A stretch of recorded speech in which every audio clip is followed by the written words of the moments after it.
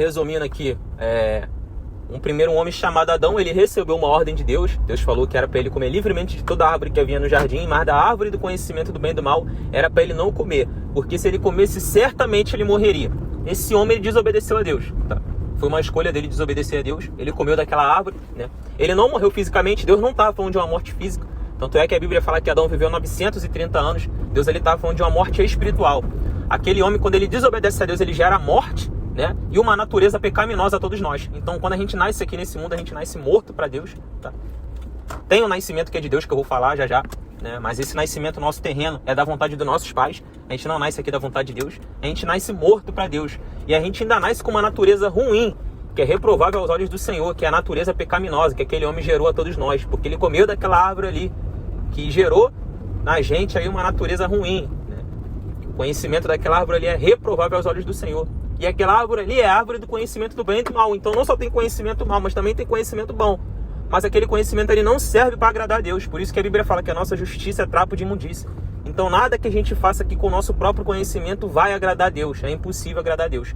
Somente a gente fazendo aí, né, as coisas com o conhecimento dele, pela vontade dele, que a gente vai agradar a Deus. Esse homem também gerou uma terra maldita do jeito que é hoje. A gente liga a televisão aí e vê mais de não sei quantas mortes por dia.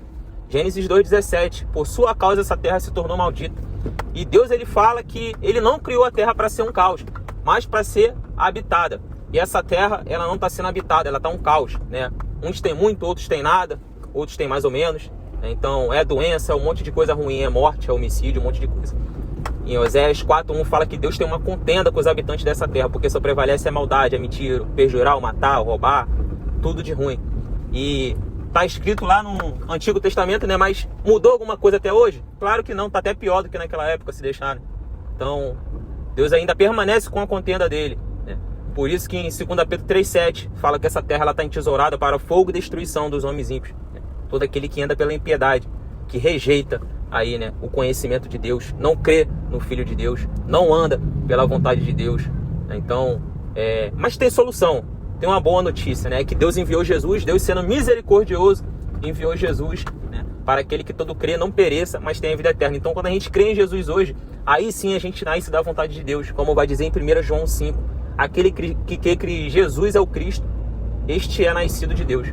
Então, aí sim a gente nasce de Deus, né? A gente nasce da vontade de Deus quando a gente crê no Filho dele, Jesus, né? O qual nos trouxe a redenção, nos tirou da morte espiritual para a vida, nos ressurgiu dos mortos aí, somente para aquele que crê nele.